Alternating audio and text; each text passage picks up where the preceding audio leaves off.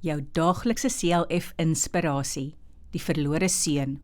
Ek sal dadelik na my pa toe teruggaan en vir hom sê, Pa, ek het teen God en teen pa gesondig. Lukas 15 vers 18.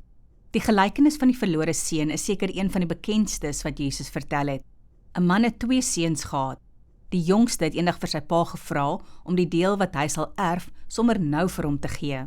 Nadat sy pa die besittings tussen die 2 seuns verdeel het, het die jongste syne verkoop en na 'n ver land weggeloop. Daar het hy sy geld uitgemors en baie sondig gelewe. Toe sy geld op was en sy vriende hom vergeet het hy terugverlang na sy ouerhuis. Net daar besluit hy om terug te gaan en vir sy pa te sê dat hy jammer is. Sy pa was so lief vir hom dat hy hom met oop arms terug verwelkom het. Ons dwaal ook soms weg van die Here af. Dan moet ons net teruggaan na God toe en sê dat ons jammer is. Die Here sal vergewe, want hy is baie lief vir ons. Moenie bang wees om na God toe terug te gaan nie. Kom ons bid saam. Here, vergewe my sondes. Neem my asseblief weer terug as u kind. Amen.